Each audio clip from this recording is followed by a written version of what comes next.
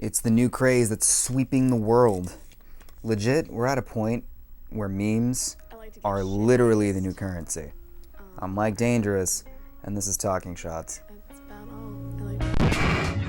Sword sheath, it's the return of the blade and slight shade, getting paid into my silhouette fades.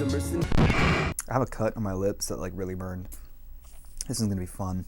Crypto is fun. Cryptocurrency is inching closer and closer to being the way that we all spend money. Instead of hiring a hitman on the deep web, you can buy Mavericks tickets now. What a time to be alive. But how did this all start? How did we go from pretending paper had value to pretending binary code has value? Money is fake. Life is a lie. The only thing that's real is Doge. So societies need some kind of agreed upon currency in order to function. In olden days, it was things like, hey, I'll trade you my cow for 2 of your goats. But that gets messy quickly, and the value of commodities depends on a myriad of factors. That's an SAT word. And if we can't barter, then we just fight each other for the necessities to live. And as I really hope I don't need to tell you, war is whack. So we have standardized currencies based on the value of gold, oil, or other major commodities. But sometimes paper gets lost or destroyed. Paper is a pretty fickle thing after all, so we print more. However, the more that we print, the less weight it has in the market. That's what we call inflation. Bread used to cost 10 cents. Now it costs $1,200 or something. I don't know, I dropped out of school. So how do we keep the value of our dollar from becoming useless? We can't exactly stop printing money because money gets lost all the time, and if we lose enough at a certain rate, then it can become unattainable to those who may need it the most. Also, a healthy economy means that there's lots of money flowing. Moving paper takes time, and the institutions that move said paper take some of it in the form of fees to reimburse themselves for the cost of moving said paper, and sometimes a little bit more. When you have more than one banking institution involved, moving said paper takes more time, and thus more money. But it's 2021. It's not like the 1920s where a bunch of dudes who had funny hats, roll-up sleeves, and a smoking addiction had to physically be at a stock market in order to buy and sell and trade stocks. We can now do things with the power of the World Wide Web. We're riding on the internet. With the means of sending money now faster than ever, many have wondered, why are we relying on a way of currency that is literally hundreds of years old and has some of the problems that I've stated earlier? That's where crypto comes into play. Cryptocurrencies go back further than you would think. The idea of cryptocurrencies goes back almost as far as the internet as we know it. Let's unpack what cryptocurrencies actually mean. Crypto is in reference to cryptography, or the basic principles of decoding messages, something computers are basically constantly doing. The idea here is that the work that computers do solving complex math equations is worth something. Prior to the release of Bitcoin, there were actually a number of digital cash technologies. The idea that solutions to computational puzzles could have some value was first proposed by cryptographers Cynthia Dwork and Monty Noir in 1992.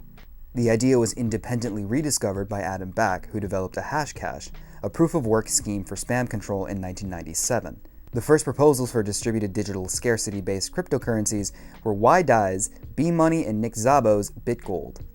Sound familiar? The idea of cryptocurrencies would be bounced around until we would finally see the release of Bitcoin in 2008. Later that year, on October 31st, a link to a paper authored by Satoshi Nakamoto titled Bitcoin, a peer-to-peer electronic cash system, was posted to a cryptography mailing list. This paper detailed methods of using peer-to-peer network to generate what was described as a system for electronic transactions without relying on trust. On January 3rd, 2009, the Bitcoin network came into existence, with Satoshi Nakamoto mining the genesis block of Bitcoin, or block number 0, which had a reward of 50 Bitcoins. Imagine having 50 Bitcoins today. I think that's $2.7 million. Here's where it gets interesting. We don't actually know who Satoshi Nakamoto is. We don't even know if it's just one person. It's presumed to be a pseudonym for the person or group of people that designed the original Bitcoin protocol. It's been 13 years and there's still no concrete evidence as to who Nakamoto is. There's some rumblings that it's Adam Back, but there's still no concrete proof of anything really. What's even more interesting is that Bitcoin is open source, meaning that anybody can take the source code from Bitcoin and make their own cryptocurrencies. which leads us to today and the literal thousands of cryptocurrency options on the market. Soon we would see similar coins like Ethereum start to pop up. And of course, because this is real life and nothing is safe from parody, Dogecoin. Which leads us into our interesting modern day reality. You know, the joke online was that memes were the people's currency. Yeah, that's slowly becoming true. Remember how I said that money isn't real? And that it kind of just has value depending on what we all agree, and its utility, of course? Well, what coins like Dogecoin do is bring cryptocurrencies into the public consciousness. And with more and more people buying, even if it's just interest in the meme, the price goes up. So in a weird way, we really are manifesting the memes as currency mentality. Now, of course, not all cryptocurrencies are the same, and the rules, so to speak, for each one are a little bit different. And even within established coins like Ethereum, we're seeing changes to the way that the coins work, doing something that the US dollar could not, and that's improve. Obviously, this video is not financial advice, but also, why are you taking financial advice from a drunk dude on the internet whose name is Mike Dangerous? I wouldn't, even though I'm cute. Of course, there's always risk associated with bright new developments. We already did a video on the dot-com crash, which is what happened when a ton of companies went online for the first time. That was a bubble that popped and put many companies out of business and lost investors a lot of money and put a ton of people out of work. Like with anything, this craze is extremely volatile, and the use cases for these coins are still being proven. Your $1,300 worth of Dogecoin won't get you very far if you can't use them anywhere. Now, there are developments with crypto. All the time, all over the place, and it is becoming more and more accessible. The dot-com crash didn't exactly destroy the internet, but it changed the landscape as we know it forever. And remember, the stigma that cryptocurrencies are used to buy nose candy off of the Silk Road is still fresh in a lot of governments' minds, even though for a long time people bought drugs with, like, regular cash money.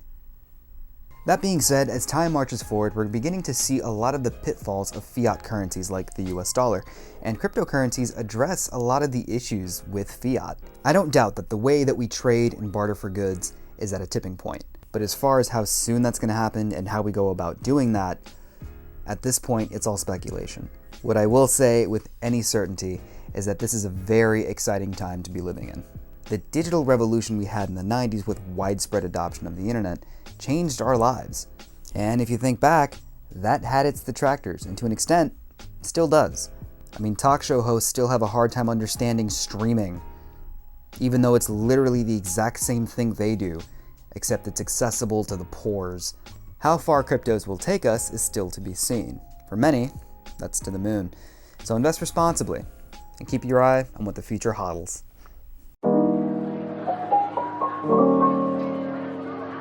So what do you think? Do you think cryptocurrencies are the future of currency as we know it, or is it just a hustle? Do you have any cryptocurrencies that you're invested in? Let us know in the comments down below, and don't forget to like, comment, favorite, and subscribe.